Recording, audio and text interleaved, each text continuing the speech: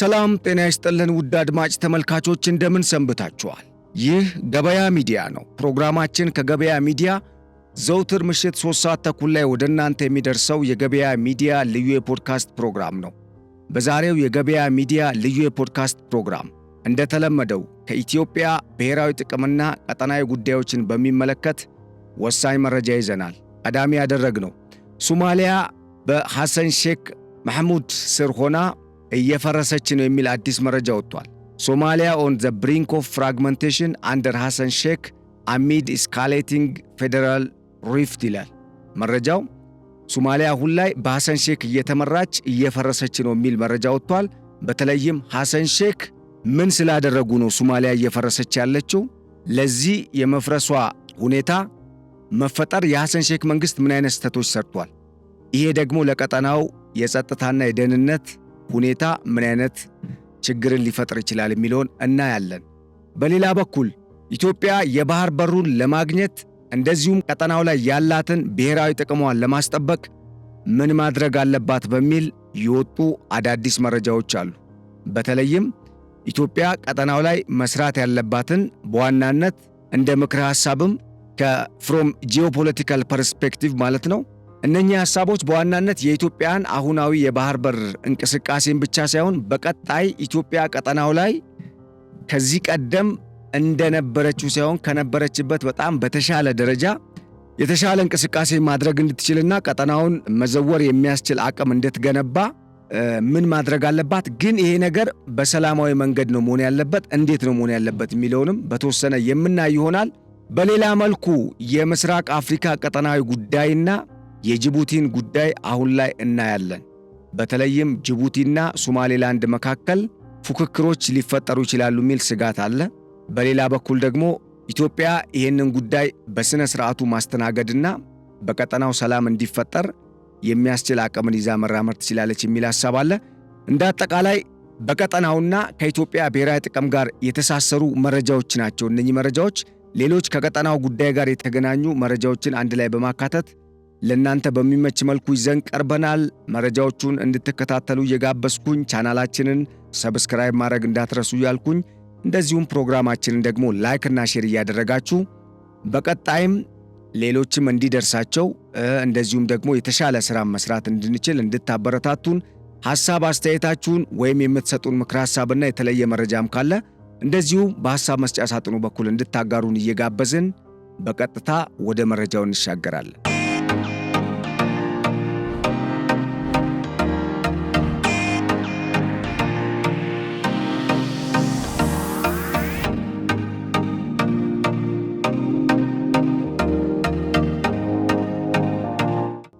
እንግዲህ የመጀመሪያው ጉዳይ የሶማሊያን ጉዳይ ነው የምናየው። ሶማሊያ አሁን ላይ በሚገርም ሁኔታ በሐሰን ሼክ መሐሙድ እየተመራች ወደ መፈራረስና ወደ መውደቅ እየተንደረደረች ነው የሚል አዲስ መረጃ ወጥቷል። እንግዲህ ፖለቲካል ቀውሱና በሌላ በኩል ደግሞ ኢኮኖሚያዊ ቀውሱ ካለው የጸጥታ ችግር ጋር ተዳምረው አገሪቱ ወደፊት መራመድ እንዳትችል እንደውም በሚጠበቅባት ደረጃ አይደለም በመጠኑም ቢሆን ወደፊት መራመድ እንዳትችል ትልቅ የሆነ ሳንካ ሆኖባታል። ይህንን እስካሁን ማረቅ ያልቻሉትና ይልቁንም በአገሪቱ ውስጥ ባለው ችግር ላይ ሌላ ችግር የሚጨምር ወይም የሚደምር ሌላ ውሳኔን እና ስህተት የተሞላበት ውሳኔን እየወሰኑ የሚገኙት ሐሰን ሼክ ደግሞ ለሀገሪቱ ውድቀት መፋጠን ሌላ ተጨማሪ ፊውል ወይም ደግሞ ነዳጅ እየጨመሩ ስለመሆናቸው እየተመላከተ ነው ያለው። ይህን ጉዳይ እንግዲህ ያው ከኢትዮጵያ ብሔራዊ ጥቅም ጋር የሚተሳሰርም ስለሆነ ነው ያነሳ ነው። ምክንያቱም ያው እንደሚታወቀው ከዚህ ቀደምም በሶማሊያ ውስጥ ስርዓት አልበኝነት የመንገሱ ጉዳይ ዞሮ ዞሮ አንድም ለኛ ነው እዳው። ምክንያቱም ከኢትዮጵያ ጋር ጠላትነት አለን ብለው የሚያስቡ ኢትዮጵያን በጠላትነት የሚመለከቱ ኃይሎችና አገራት ያንን እድል በመጠቀም ኢትዮጵያን ለመተንኮስ እዛ አካባቢ የግል ፍላጎታቸውን ወይም ደግሞ ተከፍሏቸው ገንዘብን ብቻ መሰረት አድርገው የሽብር እንቅስቃሴም ሊሆን ይችላል የተለያዩ የጸጥታ ስጋቶችን ከመፍጠር ጀምሮ አዳዲስ የልማት ስራዎችን ለማስተጓጎል የሚያስችሉ እንቅስቃሴዎችን ሊያደርጉ የሚችሉበት ሁኔታ እንዳይፈጠር ጥንቃቄ ማድረግ ስለሚገባን ነው እንደ ኢትዮጵያ ማለት ነው። ምክንያቱም ይሄ የሶማሊያ ጉዳይ በቀጠናው ላይ ፈታኝ ሁኔታን ሊፈጥር ይችላል። እንደ ቀላል የሚታይም ሊታይም የሚገባው አይደለም። በዚህ ምክንያት እንግዲህ ይህንን ጉዳይ ማየቱ በጣም አስፈላጊ ነው። ምን አይነት ጉዳቶች ሊያመጣ ይችላል ቀጥለን እናየዋለን። አሁን ላይ በሶማሊያ ያለው ተጨባጭ ወቅታዊ ሁኔታ ሐሰን ሼክ ሀገሪቱን እየመሩ ባሉበት በዚህ ወቅት ሶማሊያን አንድ ወደ ማድረግና ወደ ልማት ከማሸጋገር ይልቅ ወደ መከፋፈልና አገሪቱ ወደ መፍረስ እንድትሄድ እያንደረደሯት ነው የሚል ነው መረጃው። እንግዲህ እንደሚታወቀው ሶማሊያ ለበርካታ ዓመታት ምናልባት ለ3 አስርት ወይም 4 አስርት ዓመታት በጦርነት የምትታወቅ ወይም ደግሞ በውስጥ የፖለቲካ ቀውስና ውዝግብ እንደዚሁም የእርስ በርስ ግጭት ዘመኗን ያሳለፈች አሁንም ድረስ ባልቆሙ የተለያዩ የውስጥ ግጭቶች እየተፈተነች ያለች ሀገር ነች። እንግዲህ በሀገሪቱ የሲቪል መንግስት እንዲቋቋም የሲቪል አስተዳደር እስከ ቀበሌና እስከ ታችኛው የመንግስት መዋቅር ድረስ ተዘርግቶ አገሪቱ ሰላም ሆና በቀጠናው ካሉ አገራት ጋር የንግድ ግንኙነትም እንድትፈጠር ቀጠናዊ የንግድ ውህደት ወይም ጥምረት እንዲፈጠር የኢትዮጵያ መንግስት የኢትዮጵያ ሀገር መከላከያ ሰራዊት አጠቃላይ ኢትዮጵያ የከፈለችው ዋጋ ቀላል አይደለም። የሚገርመው ነገር ግን ይሄ ሁሉ መስዋዕትነት ተከፍሎ ይሄ ሁሉ ዋጋ ተከፍሎ በሶማሊያ የሲቪል አስተዳደር መንግስት እንዲመጣ ከተደረገና ምርጫዎችም እንዲደረጉ እንደዚሁም ደግሞ ከዚህ በፊት ሲያጋጩ የነበሩ የጎሳ የተለያዩ ጉዳዮች ወይም ደግሞ ከእርስ በርስ የሶማሊያ ጎሳዎች እርስ በርስ ሲጋጩባቸው የነበሩ ጉዳዮችን ለማረቅም በሚል የተዋቀረ ሁሉንም የሶማሊያ ጎሳዎችን ያቀፈ የፌዴራል መንግስት እንዲቋቋም ተደርጓል። በዚህም የተለያዩ ክልሎች ተገንብተው በውስጡ የተለያዩ እንቅስቃሴዎች እየተደረጉ የነበረ ቢሆንም እንግዲህ ፋርማጆን ተክተው የመጡት ሐሰን ሼክ መሐሙድ አሁን አገሪቷ ላይ ሌላ ቀውስ የሚፈጥር ውሳኔን እየወሰኑና እርምጃን እየወሰዱ አገሪቱ ወደ ለየለት ትርምስ ውስጥ እንድትገባ እያደረጉ እንደሆነ ነው ይሄ እንግዲህ ትንተና መረጃ የሚያስረዳው። በዋናነት ሐሰን ሼክ የሚፈጥሯቸው በነሱ ስትራቴጂካዊ የሚሏቸው ግንኙነቶች እና የሚወዳጇቸው አገራትና ኃይላት የቀጠናውን ሰላም የማተራመስና ቀጠናውን ወደ ግጭት ወደ ነውጥ ኤሪያነት ወይም አካባቢነት የመቀየር ስትራቴጂና እቅድን ነድፈው የሚመጡ ከመሆናቸው ጋር ተያይዞ ሶማሊያንም የማይጠቅም ቀጠናውንም የማይጠቅሙ ኃይሎችን ነው እየተወዳጁ ያሉት።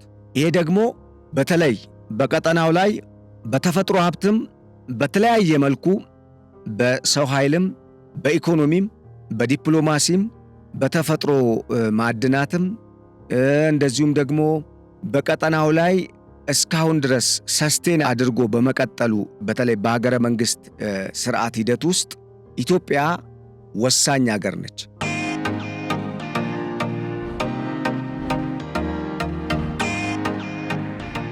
እቺን ወሳኝ ሀገር እንደ ጠላት የሚፈልጉ ኃይሎችን ጭምር የመጣመራቸው ጉዳይ ደግሞ ሐሰን ሼክ ቀጠናውን የጸጥታ ስጋት እንዲፈጠርበት በአንድ በኩል ሲያደርግ፣ በሌላ በኩል ደግሞ ለራሷ ለሶማሊያ አጋር የሆኑኛል ብላ የተወዳጀቻቸው ሀገራት ሌላ ውድቀት እያመጡባት ነው። ሌላ ስጋትን እየፈጠሩ በህዝብ ውስጥ ወይም በአገሪቱ ውስጥ ክፍፍሎችን እያመጡ ነው ያሉት። እናም አሁን በዋናነት ሐሰን ሼክ የወደቁበት ወይም ደግሞ አገሪቱ ስፕሊት እንድታደርግ የተለያየ ቦታ ላይ እንድትከፋፈል ሊያደርጉ የሚችሉ የተለያዩ ተግባራትን ከውነዋል የተባሉበት መሰረታዊ ምክንያት አንድ ከግብፅ ጋር የፈጠሩት ያልተገባ ጥምረት ነው። ምክንያቱም በምንም አይነት መልኩ በቅርብና ምናልባትም ወንድማማች ህዝቦች ያሉበት ጎረቤት አገርን ትቶ ሩቅ ካለ አገር ጋር የመወዳጀቱ ጉዳይ ጤናማ እንዳልሆነ ይነገራል። በእርግጥም ሲታይም ጤናማ አይደለም። ምክንያቱም እንደ ኢትዮጵያ እንደ ኬንያ ካሉ አገራት ጋር በተለይ በጣም በብዙ መልኩ ከሚቆራኙና በቋንቋ በባህል በደም የሚተሳሰር የሶማሊያ ህዝብ ያለባቸው አገራትን ትታ የሐሰን ሼክ ሶማሊያ ወደ ግብፅና ወደ አረቦቹ የማማተሯ ጉዳይ ዋጋ አስከፍሏታል። በእርግጥ ለምሳሌ ኢትዮጵያ ከተባበሩት አረብ ኤሚሬትስ ጋር ግንኙነት ስትፈጥር ኢትዮጵያ ያሰበችውና ያየችው እንደዚሁም ደግሞ የተመለከተቻቸው በርካታ ስትራቴጂካዊ የሆኑ ለኢትዮጵያ ቀጣይ እድገትም መሰረታዊ ሊሆኑ የሚችሉ ከአመለካከት ለውጥ ጀምሮ ኢኮኖሚያዊ አቅምንም ጨምሮ እስከ ዓለም አቀፍ ተጽዕኖ መፍጠር አቅምን ከግምት ውስጥ ያስገቡ ናቸው። ይህን ስል ምን ለማለት ፈልጌ ነው? ለምሳሌ ከዚህ ቀደም ኢትዮጵያ አሁን ላለችበት የባህር በር ተዘግቶባት ላለችበት ሁኔታ ወይም ቁመና እንድትዳረግ አረቦቹ ናቸው አንድ ምክንያት የሆኑት። የሻዕቢያ መንግስትም ራሱ መንግስት ሆኖ እንዲወጣ፣ ኤርትራም እንድትገነጠል፣ በአጭሩ ኤርትራ የነሱ ኢትዮጵያ ላይ የመጫወቻ ቁልፍ እንድትሆን አድርገው የፈበረኳት ወይም ደግሞ እንድትገነጠል ያደረጓት የሰሯት እነሱ ናቸው። ለዚህ አንድ ማሳያ የግብፅ ባለስልጣናት በራሳቸው ሚዲያ ላይ ቀርበው ኤርትራን የፈጠርናት እኛ ነን፣ ኤርትራ የግብፅ ስሪት ነች፣ ኤርትራ ደግሞ የተፈጠረችው ግብፅ ኢትዮጵያን እንደፈለጋት ማድረግ እንድትችል በኢትዮጵያ ላይ የምትፈልገውን ጨዋታ መጫወት እንድትችልና ተጽዕኖ እንድትፈጥርባት ለማድረግ ነው ብለው በገሃድ ነው የተናገሩት።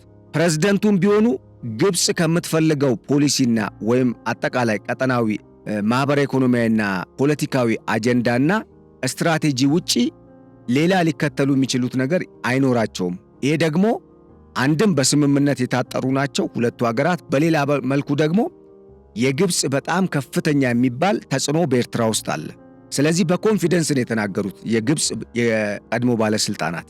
አሁን በዚህ ቀጠና ላይ የኤርትራ ከኢትዮጵያ መገንጠል ኢትዮጵያን የባህር በር አልባ ብቻ ሳይሆን ያደረጋት ቀጠናው መልማት የሚችልበትን አቅምም ነው ያኮሰመነው፣ ወደ ኋላ የጎተተው። ለምንድን ነው ከተባለ ኢትዮጵያ የባህር በር ሲኖራት በቀጠናው ላይ እንደ ግዙፍ ኢኮኖሚ ባለቤት እንደመሆኗ መጠን የሚኖራት እድገት በጣም ከፍተኛ ነው። ለምሳሌ አንድ ዓለም አቀፋዊ ጥናት የባህር በር የሌላቸው ሀገራት፣ በተለይ ለባህር ቀርበው የባህር በር የሌላቸው ሀገራት በእድገታቸው ላይ የ6 በመቶ ቅናሽ አለ፣ ወይም ደግሞ 6 በመቶ ወደ ኋላ ይጎትታቸዋል ማለት ነው። በሌላ በኩል ዓመታትን በተመለከቱ በተለይ ደግሞ ከሀገራት የእድገትና አጠቃላይ የኢኮኖሚ እንቅስቃሴ ጋር በተገናኘ የተሰሩ ጥናቶች እንግዲህ የባህር በር ያላቸው ወይም ባህር ያላቸው አገራት፣ ወደብ ያላቸው አገራት ወደብ ከሌላቸው አገራት የተሻለ እድገት እንዳላቸውና ወደብ የሌላቸው አገራት ኢኮኖሚያቸውን ደብል ለማድረግ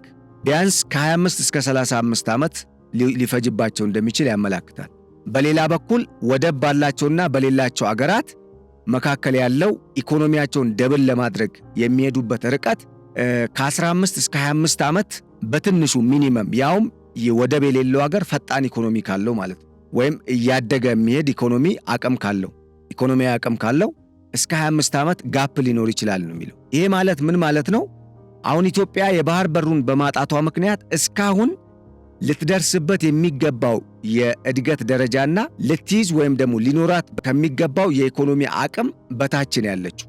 ይሄ ደግሞ የቀጠናው አገራትም ላይ በተዘዋዋሪ ከፍተኛ ተጽዕኖ ያሳደረው። እዚህ ጋ ነው በርካታ የቀጠናው አገራት መሪዎች ይህንን ነገር መገንዘብ ያቃታቸው።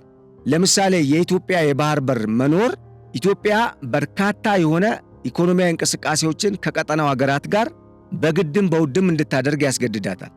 ምክንያቱም ቀጠናው እርስ በርሱ የተሳሰረና በብዙ መልኩ የተጋመደ ቀጠና ስለሆነ አንዱ አገር ብቻውን ተነጥሎ ከሌላው አገር ምንም ግንኙነት ሳያደርግ አድጋለሁ ማለት አይችልም። ሊሆንም የማይችል ነገር ነው። ስለዚህ የኢትዮጵያ የባህር በር መኖር ኢትዮጵያ ኢኮኖሚዋ ደብል ሲያደርግ አንደኛ የህዝብ ቁጥሩን በዛው ልክ እየጨመረ ነው። ከዛም በላይ ደግሞ የተለያዩ ኢንቨስትመንቶች ወደ ኢትዮጵያ ስለሚገቡ የቀጠናው አገራት ከሩቅ ምስራቅ አገራት ከአውሮፓ አገራት የሚያስገቧቸውን ሸቀጦችም ጭምር በቀላሉ ከኢትዮጵያ በቅናሽ ዋጋና በጣም ሚኒመም በሆነ የትራንስፖርት ኮስት ሊያገኙ ይችላሉ። ቢኮዝ ለምሳሌ በዱባይ የሚመረቱ በአውሮፓ በፈረንሳይም ልንል እንችላለን፣ በጀርመን፣ በሉክዘምበርግ፣ በቤልጅየም፣ በኔዘርላንድ፣ በኦስትሪያ፣ በጣሊያን ወዘተ እንደዚሁም ከአውሮፓ ህብረት ከተነጠለችው ከእንግሊዝም ቢሆን የተለያዩ ሸቀጦችን ይሸምታሉ።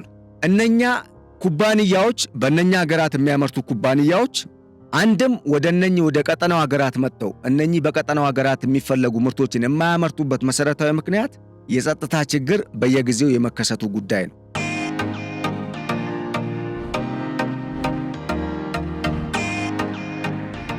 በሌላ መልኩ ደግሞ ቀጠናው ለንግድ ምቹ በሆነ መልኩ የተሳሰረ አለመሆኑ ነው። ቀጠናው ለንግድ የሚመች ለማስተሳሰር በጣም የተመቸ ቢሆንም ቀጠናው ሀገራትን የሚመሩ መሪዎችና የቀጠናው ሀገራት መንግስታት የሚከተሉት ማህበራዊ፣ ኢኮኖሚያዊና ፖለቲካዊ ርዕዮተ ዓለም ይህንን ቀጠና ለማስተሳሰር በጣም እንዲከብድ አድርጎታል።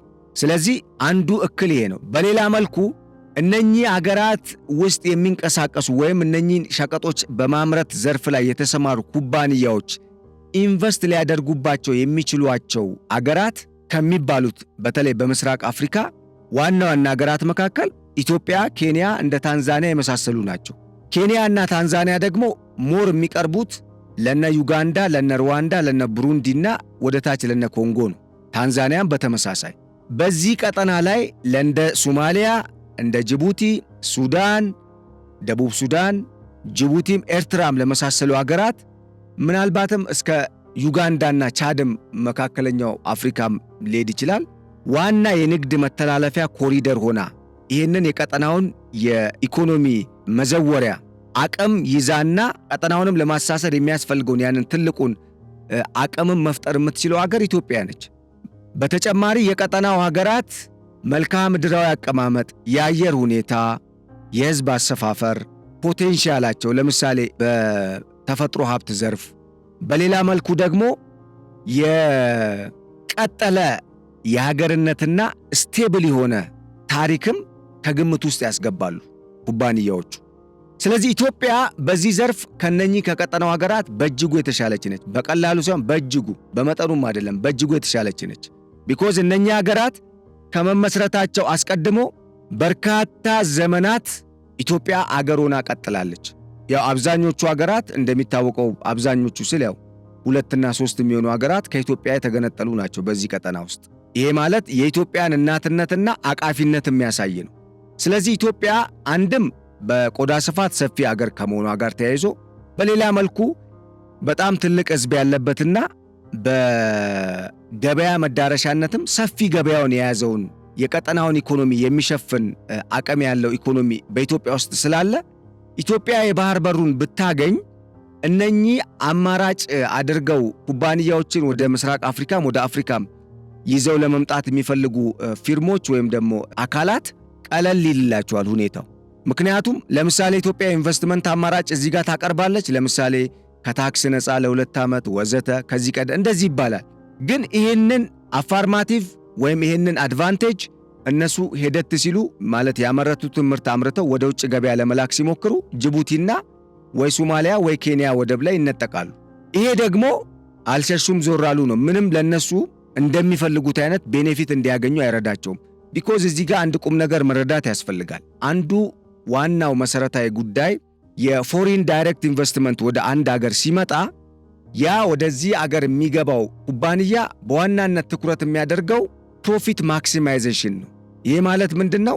ጥቅም ወይም ትርፍን የበለጠ ማግኘት ላይ ማጉላት ላይ መሰረት ያደረገ ነው። ቢኮዝ ጥቅምን ማዕከል ያደረገ ነው ግንኙነታቸው። እነኚህ የውጭ ቀጥታ ኢንቨስትመንቶች ወደ አንድ አገር ሲመጡ ትርፍ እናገኛለን ብለው ስለሆነ የሚመጡት ያ የሚያገኙት ትርፍ በርካታ ማህበራዊ ኢኮኖሚያዊ ጉዳዮችን የዳሰሰ ነው። መጀመሪያ የጸጥታ ችግር ካለ፣ የማህበራዊ ቀውስ ካለ በሀገሪቱ የኢንቨስትመንት ፖሊሲ፣ ህጎች፣ ድንጋጌዎች፣ አማራጮች፣ የገበያ መዳረሻ፣ ቀጠናው ያለው አቅም ለገበያ ሊሆን ይችላል። ይህን ነገር ለማምረት ወይም የማዕድን ዘርፍ ከግምት ውስጥ ሊገባ ይችላል። እነኚህ ወዘተ የሰው ኃይል ለምሳሌ ቺፕ ሌበር፣ የተፈጥሮ ማዕድን ወይም ሮ ማቴሪያል የምንላቸው እነኚህ ለምርት ግብዓትነት የሚውሉ ቁሶች ሊሆን ይችላል። እንደዚሁም ደግሞ አምርተው ለገበያ የሚያቀርቡበት ይሄ የማርኬት ቼንም የሚባለው ጉዳይ ከግምት ውስጥ ይገባል። ስለዚህ በዚህ ቀጠና ላይ አሁን በጠቀስኳቸውና በሌሎች በርካታ ምክንያቶች ወይም መስፈርቶች ኢትዮጵያ የተሻለች ሀገር ነች።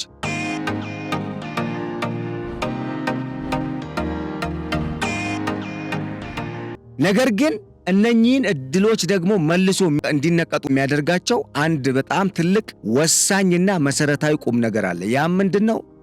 የወደብና የባህር በር ጉዳይ።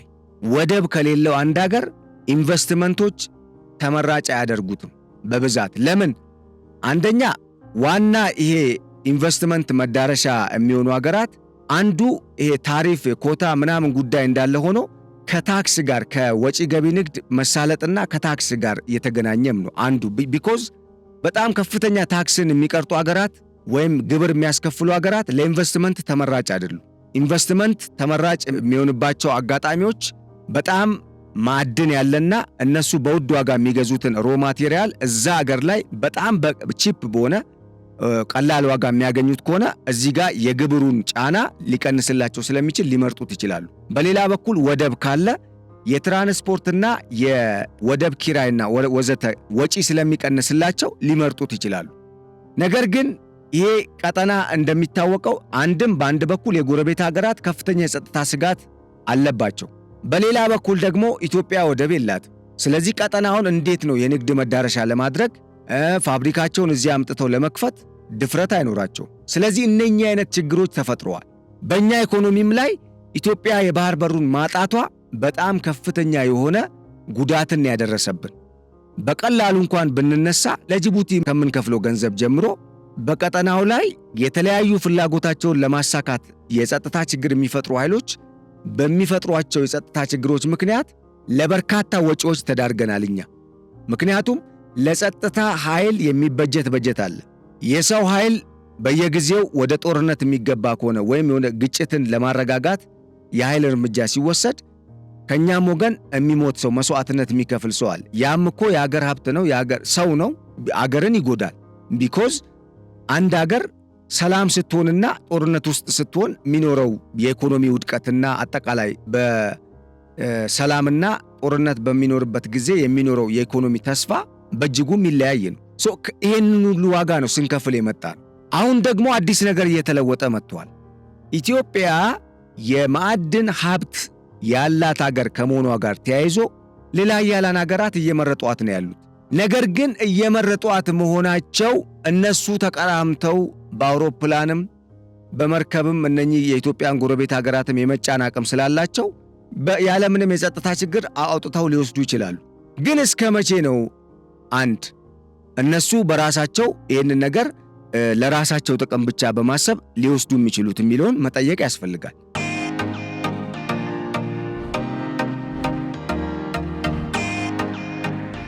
በሌላ በኩል አሁን ዓለም እየተቀየረ ነው ያለው። ዓለም ወደ አዲስ ስርዓት እየተሸጋገረ ነው ያለው።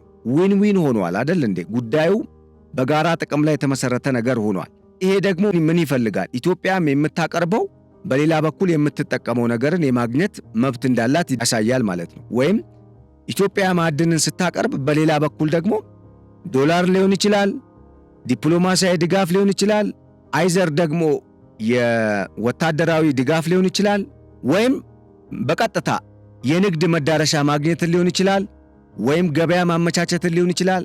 በርካታ ነገሮች ወይም ጥቅሞች ልታገኝ ትችላለች። ግን አንድ እዚህ ጋር ምን መገንዘብና በጣም ቁም ነገር መረዳት ያለብን ነገር ምንድነው? ቁም ነገር የሚሆነው ነገር እነኚህ ሌላ ኃያላን ሀገራት እንደ ኢትዮጵያ ያሉ ሀገራትን በቀጠናው መጥተው ሲመርጡ አንድም የራሳቸውን ብሔራዊ ጥቅም ማዕከል አድርገው እንደሆነ ግልጽ ነው። በሌላ በኩል ኢትዮጵያ እየጠነከረችና እያደገች ስትሄድ እንጂ እነሱም ጥቅም የሚጠበቀው ኢትዮጵያ እየተዳከመች ስትሄድ እንዳልሆነ ይገባቸዋል። ቢኮዝ እየሆነ ያለው ያ ስለሆነ ማለት ነው። ለምን የኢትዮጵያ መዳከም ቀጠናውን ይዞት ነው የሚጠፋው።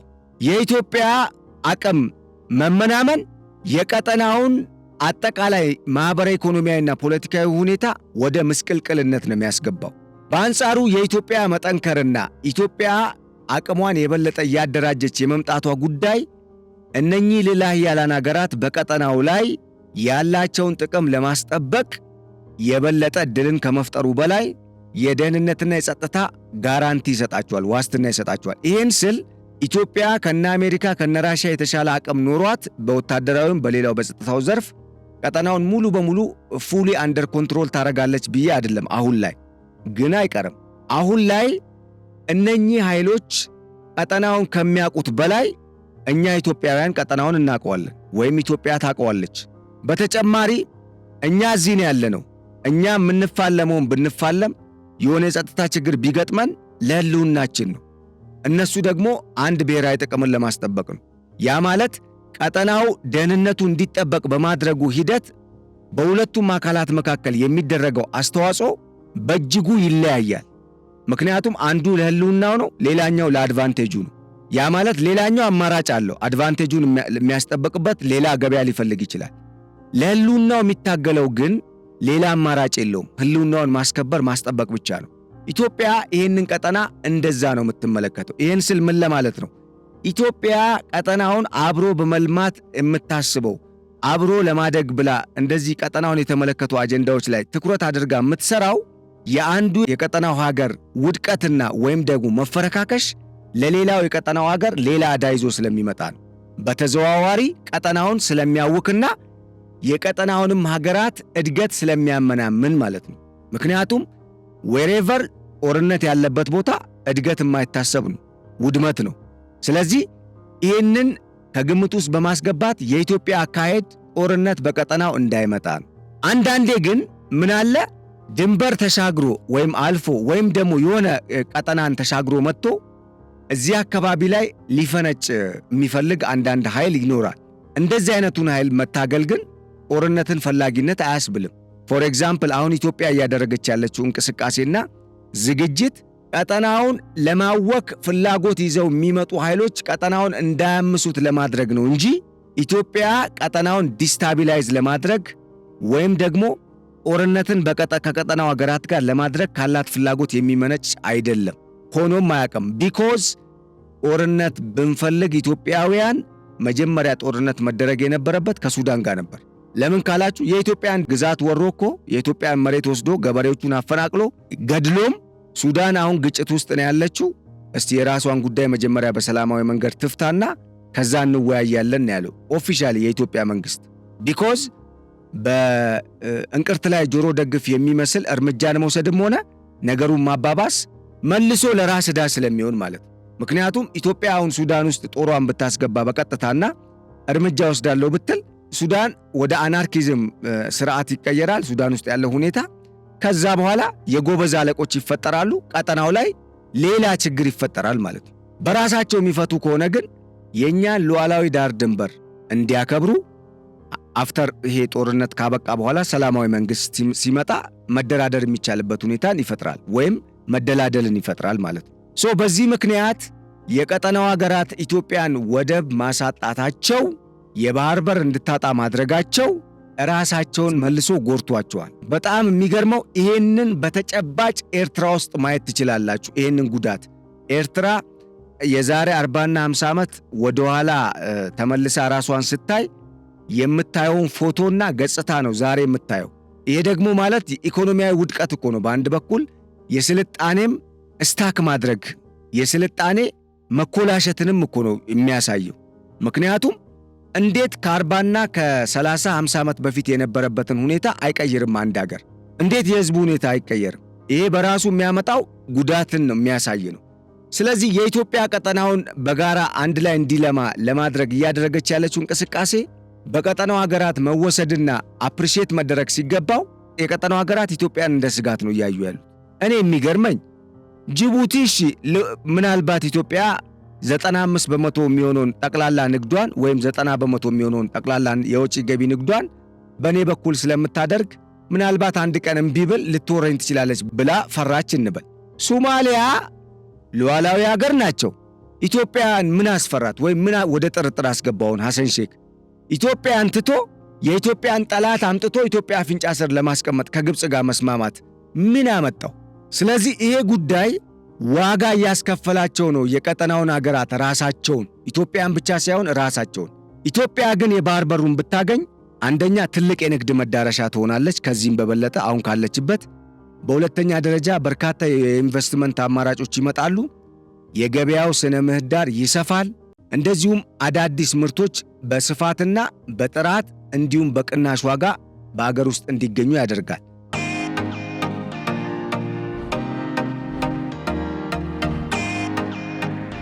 ይሄ ደግሞ የቀጠናው ሀገራትም ጭምር የሚፈልጓቸው ምርቶች በኢትዮጵያ ውስጥ ተመርተው ለቀጠናው ሀገራትም እንዲቀርቡ፣ እንደዚሁም ደግሞ ዋጋቸው ቀንሶ የባህር ወጪያቸው በጣም በተመናመነ ወይም በቀነሰ መልኩ እነኚህ ምርቶች ሊያገኙ የሚችሉበት ዕድል ይፈጠራል ማለት ነው። በመሆኑም የሐሰን ሼክ መንግስት ሶማሊያን አንድ አደርጋለሁ በሚል የነበረውን የፌዴራሊዝም ስርዓት አደጋ ላይ ሊጥል እየሞከረ ስለሆነና ባለፈው ብቻውን ያለማንም ተቃዋሚና ሌሎች ከመንግስት ጋር ግንኙነት ካላቸው አካላት ጋር ሳይነጋገር የሕገ መንግሥት ማሻሻያ ማድረጉ አገሪቱ ውስጥ ቴንሽኑ እንዲበረታ አድርጓል።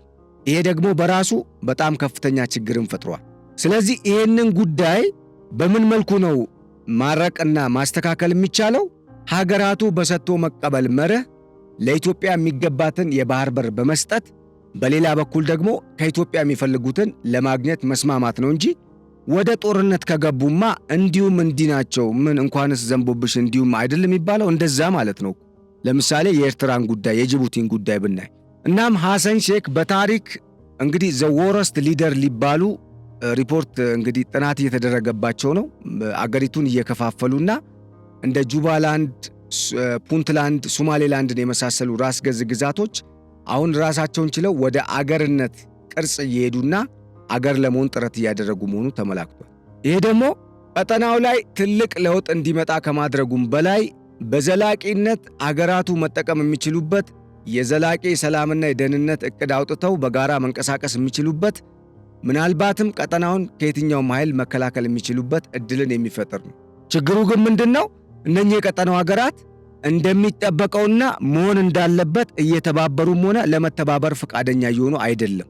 ስለዚህ አሁን ሶማሊያ በአንድ በኩል አልሸባብ ከሞቃዲሾ 60 እና 40 ኪሎ ሜትር ላይ እየተዋጋ ነው ያለው ከማዕከላዊ መንግስቱ ጋር።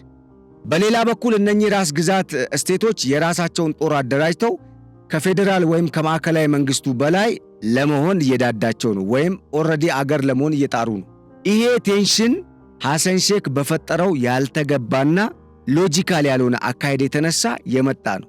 ለምን ግብፅ ስትገባ መሳሪያም ረዳለሁ ብላ ዝም ብላ ፕሮፓጋንዳ ስትነዛ እነኚህ አገራት ወይም የሶማሌላንድ ግዛቶች ስጋት ተሰማቸው። ስለዚህ በቀጠናው ላይ እንደ ባህር ላይ ወንብድና፣ አሸባሪዎች እንደዚሁም ደግሞ ምናልባትም በቀጠናው ላይ ምንም ትርምስ ቢመጣ የጦር መሳሪያ በመሸጥ እጠቀማለሁ ብሎ የሚያምንና ለተለያዩ ማዕድናትን ደግሞ ሰላም በሌለበት ቦታ ላይ ወታደራዊ ኃይልን በማሰማራት እነኛን ማዕድኖች እቀራመታለሁ ሰበስባለሁ ብሎ ለሚያስብ ለሚያይ ወይም ቀጠናውን በዚህ መልኩ ለሚመለከተው አካል ወይም አገር እና መንግስት ሲሳይ እንድንሆን ያደርጋል ማለት ነው።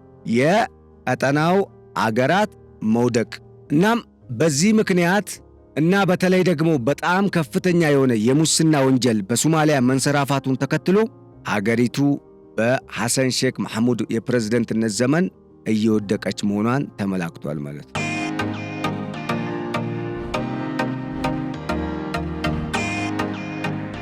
በሌላ በኩል ኢትዮጵያ የባህር በሩን ለማግኘት ምን ማድረግ አለባት?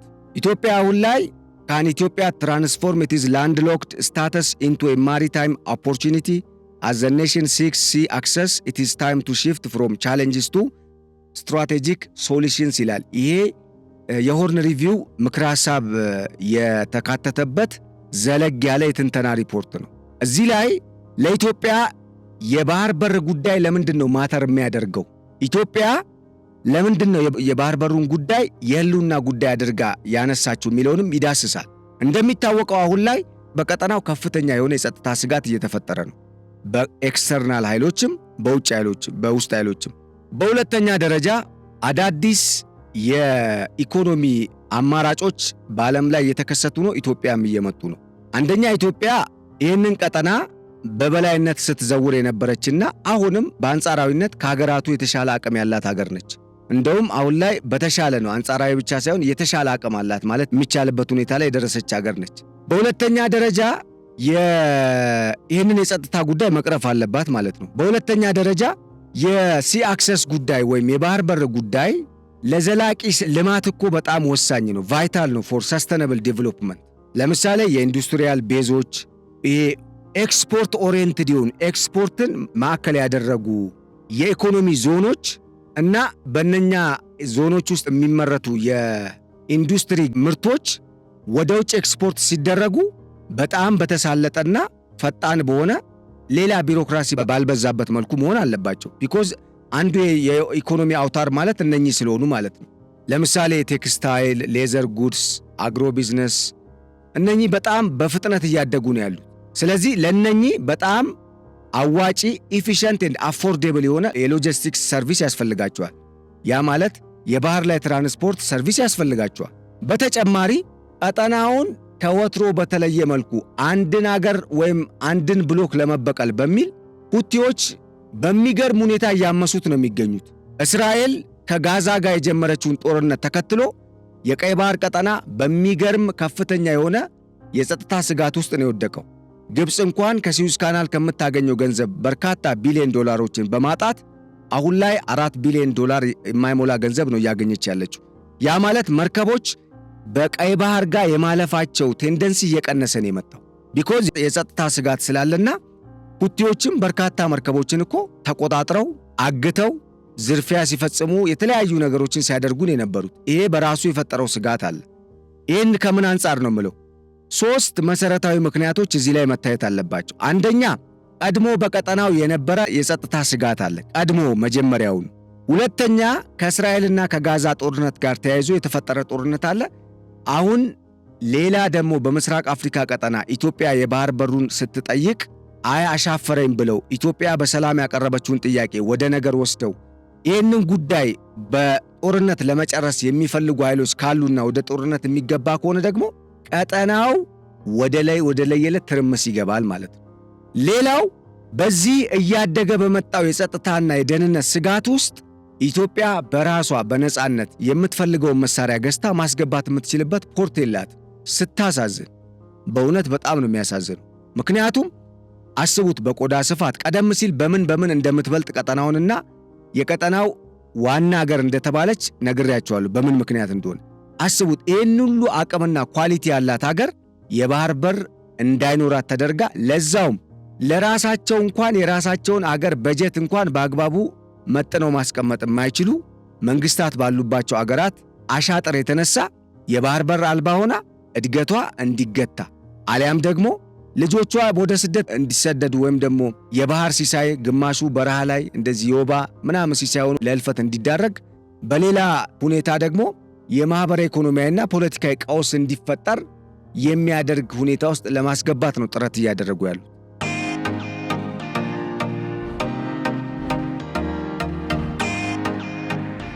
ይሄ በጣም ነው የሚያሳዝነው። ከዚህም በተጨማሪ ኢትዮጵያ የባህር በሩን የምታገኘው ለናቫል ቤዝም ጭምር ነው። ምክንያቱም የደህንነት ስጋት ስላለባት ነው። ከዛ በተጨማሪ የደህንነት ስጋቱን ኢትዮጵያ አይደለችም እኮ የፈጠረችው። ኢትዮጵያንና የቀጠናውን የተቀሩት አገራትን ለመቆጣጠር የሚፈልግ ዓለም አቀፍ ኃይል ነው እዚህ ቀጠና ላይ ክንዱን ለማሳረፍ ወይም ደግሞ ኃይሉን ለማሳየት ሲሞክር አዳዲስ የጸጥታ ስጋቶች እየተፈጠሩ ያሉት። ቢኮዝ በዓለም አቀፍም ደረጃ እኮ እነ ቻይናና እነ አሜሪካ በሚፈጥሩት ውዝግብና ጦርነት ነው የዓለም ኢኮኖሚ አንዳንዴ ፍሪዝ የሚያደርገው፣ አንዳንዴ ዲክላይን ያደርጋል፣ አንዳንዴ ኢንክሪዝ ያደርጋል።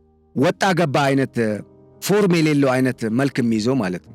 እዚህ አካባቢም ሳውዲ አረቢያና የተባበሩት አረብ ኤምሬትስ ቀጠናውን ለመቆጣጠር ሲመጡ የራሳቸው የሆነ የውጭ ግንኙነት ፖሊሲና ብሔራዊ ጥቅምን ይዘው ነው የሚመጡት። ይሄ በገሃድ መነገር አለበት። በተጨማሪ እነኚህ ሀገራት ይዘዋቸው የሚመጧቸው ነገሮች አድቫንቴጅ ብቻ ይዘው አይደለም የሚመጡት፣ ዲስአድቫንቴጅም አላቸው ለኛ። ማንኛውም ሀገር ከአንድ ሀገር ጋር ሲሰራ ብሔራዊ ጥቅሙን አስጠብቆ ነው የሚሄደው። ቢኮዝ ዋት ማተርስ ኢን ዘ ኢንተርናሽናል ሲስተም ኢዝ ምንድነው? ናሽናል ኢንተረስት ነው። በማንኛውም ዓለም አቀፍ ግንኙነት ውስጥ ዋና ማተር የሚያደርገው ወሳኙ ጉዳይ የሀገራት ብሔራዊ ጥቅም ነው። ስለዚህ የሆነን አገር ለመወዳጀት ሲመጡ ምክንያት የሚያደርጉት ነገር አለ። ቀደም ሲል እንደገለጽኩላችሁ ንግድን የንግድ መዳረሻ ለማድረግ ለምሳሌ እነሱ በጣም በገፍ የሚያመርቱ ሀገር ከሆኑ እኛ ሀገር ደግሞ የሚሸጡበት ገበያን ፈልገው ሊመጡ ይችላሉ። በሌላ በኩል እኛ ሀገር በጣም የማዕድን ፖቴንሻል ካለ እነሱ ጋር ላይኖር ስለሚችል ያንን ለመቀራመት ሊመጡ ይችላሉ። በጸጥታ ጉዳዮች ቀጠናው ላይ አሁን ባለው ተጨባጭ ሁኔታ ኢትዮጵያ የተሻለ አቅም አላት በቀጠናው ካሉ ሀገራት፣ ጥያቄ የለውም። በቀጠናው ካሉ ሀገራት ብቻ ሳይሆን በአፍሪካም ደረጃ።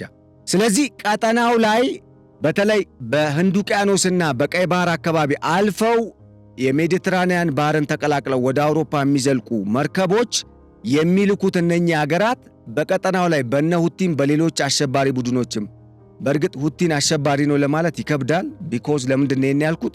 መንግስትም ነን ይላሉ። ልክ እንደ ባህር ላይ ዘራፊነት ብቻ ሳይሆን ወይ ደግሞ እንደሆነ ሽምቅ ተዋጊ ብቻ ሳይሆን የመንግስትን ስልጣን ተቆጣጥረዋል እኮ። ሰናአን ይዘዋታል። በርካታ አቅምም መዋቅርም ገንብተዋል። ስለዚህ የተደራጀ ኃይል ነው ማለት ነው።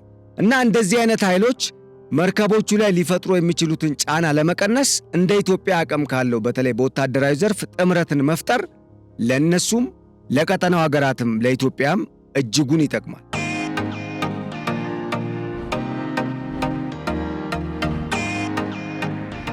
ስለዚህ ኢትዮጵያ የባህር በሩን ስትጠይቅ ዝም ብላ በዘፈቀደ ተነስታ ሳይሆን አንደኛ በታሪክም በሕግም በተፈጥሮም የኢትዮጵያ ነው። ይሄ ለምን የነበረ ነው፣ ተፈጥሮ የለገሳት ነው የኢትዮጵያ። በሌላ መልኩ ደግሞ ኢትዮጵያ አሁን ላይ እያደገ ከመጣው ኢኮኖሚዋ ጋር የሚተሳሰር ዘመኑን የዋጀ ደረጃውን የጠበቀ የወደብም አጠቃላይ ከወደብ ጋር የተገናኙ ጉዳዮችን የሚሰጥ የግሏ የራሷ ወደብ ያስፈልጋታል። ይሄ የግድ ነው። ከዛ በተጨማሪ የባህር ኃይሏን በቀጠናው ማስፈር አለባት። ለምን? ቀደም ሲል የነገርኳችሁን የጸጥታ ስጋት ለመቅረፍ ማለት ነው። ይሄንን እንድታደርግ ታዲያ የቀጠናው ሀገራት መተባበር ሲገባቸውና ኢትዮጵያ በቀጠናው ላይ ደህንነቷን አስጠብቃ የቀጠናውንም ደህንነት ለማስጠበቅ ወታደርን ዲፕሎይ ስታደርግ ቀጠናውን እንደሚጠበቅ እያወቁ ነገር ግን ካላቸው ምቀኝነት ኢጎ እንበለው ከዛ የተነሳ ራሳቸው የቀጠናው ሀገራት ከሌላ አካባቢ ከሚመጡ ሀገራት ጋር በመጣመር ኢትዮጵያ ላይ ጸጥታ ስጋት ለመፍጠር፣ ኢትዮጵያ ላይ ጫና ለማድረግ፣ ኢትዮጵያን እንዲዘጋባት ለማድረግ ሰሩ። የተሳካላቸው አሉ። አሁንም እየሰሩ ነው ያሉት። የሚገርማችሁ ከሰሞኑ ጅቡቲና ግብፅ መካከል የተፈረመው ፊርማ እኮ አንዱ ማሳያ ነው። ለምሳሌ ግብፅ የጦር መርከቦችን የባህር ኃይልን ወደ ሶማሊያና ወደ ጅቡቲ ድንበር ዳርቻዎች አስጠጋለሁ ስትል ነበር። ምን ማለት ነው? የኢትዮጵያ መርከቦች በሚያልፉበት አካባቢ ግብፅ የጦር መርከቧን የምታስጠጋው ምን ምክንያት ስላላት? ግን ለዚህ ሐሰን ሼክ አይኑን ሳያሽ እሺ ብሎ ፈርሟል። ገራሚ ነው። ቢሊዮን ዶላሮችን ግን ከኢትዮጵያ ያገኛል። እስቲል ነው አሁንም ገና ለገና ኢትዮጵያ የባህር በር ካገኘች ከጅቡቲ ጋር የሚኖራት የንግድ ግንኙነት ይቀንሳል በሚል ነው ይሄ ሁሉ እየሆነ ያለው። የሚገርመው ግን የኢትዮጵያ ኢኮኖሚ ከአሰብም በተጨማሪ 2 እና 3 ሌላ ምናልባት 4 ወደቦች የሚያስፈልጉት ኢኮኖሚ ነው።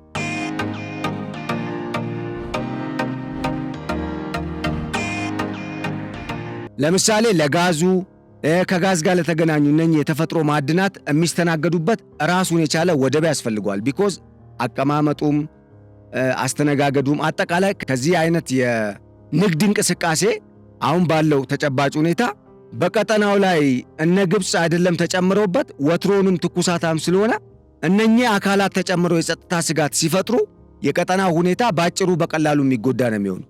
ኢትዮጵያ ይህንንም ለመጠበቅ ኃላፊነት እኮ የወሰደችበት ነው ይህ ጥያቄ። እናም በዚህ ዙሪያ ቀጠናው ላይ እዚህም እዛም ውርውር እያሉ ያሉ አገራት አሁን 100% በሚባል ደረጃ ዋና ትኩረታቸው ከኢትዮጵያ ጋር አብሮ የመስራት ሆኗል። ውርውር ስል ግን ለኢትዮጵያ ጠላትነትን ለመፍጠር ማለት አይደለም። ውርውር ይሄኛውን የተጠቀምኩት ለግብፅ የተጠቀምኩት ውርውር አይደለም። ለነ አሜሪካ፣ ለነ ቻይና፣ ለነ ራሽያ የተጠቀምኩት ነው። ምናልባት ሳውዲ አረቢያም በሚገርም ሁኔታ ሐሳቧን ቀይራለች አሁን። ቢኮዝ ጨዋታው ገንዘብ ሆኗል፣ ጨዋታው ንግድ ሆኗል፣ ጨዋታው ኢኮኖሚ ሆኗል፣ ጨዋታው ማዕድን ሆኗል፣ ጨዋታው ገበያ ሆኗል፣ ጨዋታው ኢንዱስትሪ ሆኗል፣ ጨዋታው ኢንቨስትመንት ሆኗል።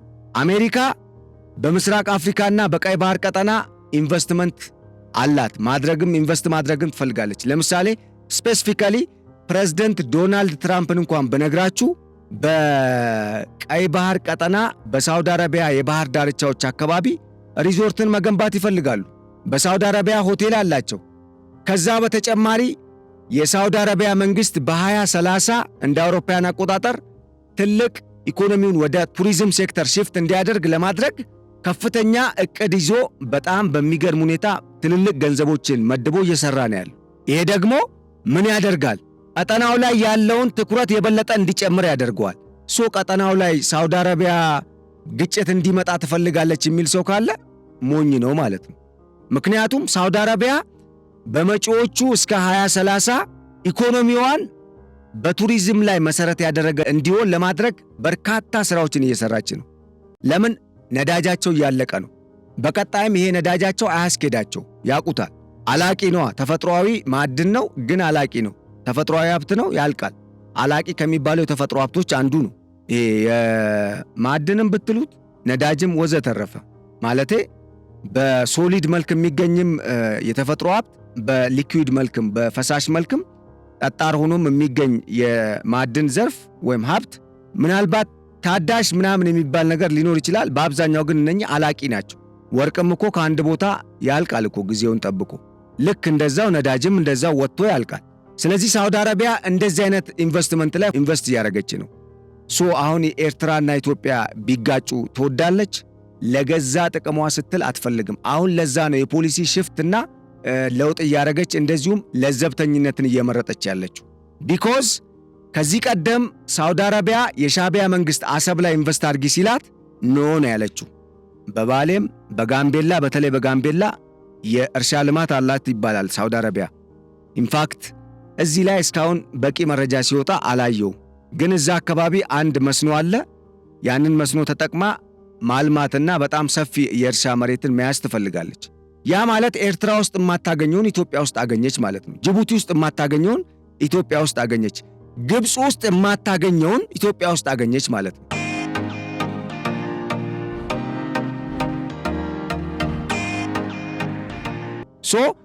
እንደውም ኢኮኖሚዋን ወደ ሌላ ሽፍት ለማድረግ ጥረት ላይ ያለችው ሳውዲ አረቢያ ከነኚህ ቀጠናውን ለማተራመስ እርጅኝ ከሚሏት አገሮች እና ከሷ ጋር ለመጣመር ከሚፈልጉ አገራት በተሻለ መልኩ ከኢትዮጵያ ጋር መጣመሩ ለሷ ጥቅም አለው። ይሄ ጉዳይ ኢትዮጵያ የተሻለ የንግድ መዳረሻና አጋር እንድታገኝ እያደረጋት ነው። ይሄም በራሱ የሚፈጥረው ጫና ስላለ የንግድ ጫና ማለት ነው። ምክንያቱም የባህር በር የግድ እንዲሆን ስለሚያደርግ ቢኮዝ አገራት የባህር በር ሲኖራቸው ናቫል ቤዝ ይኖራቸዋል። የናቫል ቤዙ ደግሞ ወይም የናቫል ፎርስ ይኖራቸዋል። የናቫል ፎርሱ ደግሞ በባህር ላይ የሚደረጉ የንግድ እንቅስቃሴዎችን ሰላምና ደህንነት ይቆጣጠራል ማለት ነው። እያደገ ያለ ኢኮኖሚ ያላቸው አገራት ይህንን እያደረጉ ነው። አይደለም ኢትዮጵያ፣ ከኢትዮጵያ በጣም ሚጥጥዬ ያነሰ ኢኮኖሚ ያላቸው እንኳን ይህን እያደረጉ ነው ያሉት። የኢትዮጵያ ጥያቄ አዲስ የሚሆነው ለምንድን ነው? አያችሁት? ፍትሐዊ ያልሆነ አካሄድን እየሄዱ እንደሆነ የምትረዱት አንድም በዚህ ነው። ግብፅ በጣም ስግብግብና ራስ ወዳድ አገር መሆኗን የምታውቁት ተመልከቱ። የግብፅን መልክዓ ምድራዊ አቀማመጥ። ግብፅ በቀይ ባህር በኩል በጣም ሰፊ የሆነ የባህር መዳረሻ አላት፣ የባህር ግዛት አላት። በተመሳሳይ በሜዲትራኒያን ባህር በኩል በሰሜኑ ደግሞ የአፍሪካ ክፍለ ግዛት ውስጥ አስቡት፣ ያንን የሚያክል ሜዲትራኒያን ባህር ይዞታ አላት፣ አክሰስ አላት። ኢትዮጵያ ግን አንድ ወደብ እዚች ጋር የራሷን ለዛውም እኮ ኤርትራን ከኢትዮጵያ የገነጠለችው ግብፅ ሆና ስታበቃ አንዷን ወደብ እንዳታገኝ ግን ምቀኛ ለመሆን ትሞክራለች። ተመልከቱ ምን ያህል እልህ እንደሚያስይዝ፣ ምን ያህል እንደሚያበሳጭ አስቡት። እነሱ እኮ በሜዲትራኒያን ባህር ያላቸውን ባህር ይዩት፣ በኩል ያላቸውን የባህር ግዛት አሳ ያወጣሉ፣ እዛ አካባቢ ላይ ይፈነጫሉ እንደፈለጋቸው፣ ንግዱን እዛ አካባቢ ያጧጡፋሉ፣ ሲዩዝ ካናል አላቸው። እንግዲህ አስቡት። ኢትዮጵያ ግን ይሄን ሁሉ ከግብፅም የሚበልጥ ሚሊዮን ህዝብ ይዛ፣ ምክንያቱም አሁን ላይ ኢትዮጵያ ነች በአፍሪካ ደረጃ ሁለተኛ የህዝብ ቁጥር ያዘችው አይደል እንዴ ከናይጄሪያ ቀጥሎ። ይሄን ሁሉ ህዝብ ይዛ መብራትም እንዳይኖር በኩራዝ እንደለመድ ነው እነሱ እንደሚያስቡት የንግድ እንቅስቃሴውም በዛው መልክ እንዳይከናወን ለማድረግ እኛ ላይ በር ሊዘጉ ይሞክራሉ። ስለዚህ ይሄ ፍትሐዊ ያልሆነ የጠላቶቻችን አካሄድም ነው። አንድም የጸጥታ ስጋት ስለፈጠረብን የተገደድ ነው። ሁለተኛ ደግሞ እንደው እውነት እንነጋገር ከተባለ ቀጠናው ትርምሱ ይወጣል እንጂ ኢትዮጵያ እንደው ማተራመስ ብትፈልግ ይሄን የባህር በር ይሄን ያህል ጊዜ ይፈጅባታል? በክርክር እኮ ይሄን ያህል ጊዜ አይፈጅባትም ነበር። እንደው በኃይል ማግኘት ብትፈልግ ኢትዮጵያ ስቲል ሰላምን ነው የምትፈልገው። ለዛም ነው በዚህ መልኩ እየቀጠለች ያለችው እና ይሄ ጉዳይ ቀጠናችንን በተለይ ኢትዮጵያ የማደግ አካሄዷን በእጅጉ እየገደበው የመምጣቱ ጉዳይ እኛም እልህ ውስጥ ገብተን የባህር በራችንን እንድናስመልስና ሀገራዊ አንድነትን ፈጥረን ጠንካራና አይበገሬ ሀገር ለጠላት የማይከነዳ ወይም ደግሞ የማያጎነብስ እጅ የማይሰጥ ጠላትን ድል የሚያደርግ የነበረን ታሪካችንን ማስቀጠል እንዳለብን ልጠቁማችሁ ወዳለሁ። ውድ አድማጭ ተመልካቾቻችን ለዕለቱ ያዘጋጀንላችሁ የገበያ ሚዲያ ልዩ የፖድካስት ፕሮግራም ቀደም ሲል የሰማችኋቸውን መረጃዎች መሰረት ያደረገ ነበረ። ስለሰማችሁን አብራችሁን ስለቆያችሁና ከኛ ጋር ስለነበራችሁ በእጅጉ በማመስገን በቀጣይና በሌላ ጊዜ በሌሎች ርዕሰ ጉዳዮች ዳግም እስክንገናኝ ለአሁኑ በዚሁ ተሰናበትን። ቸር ሰንብቱልን። ሰላም።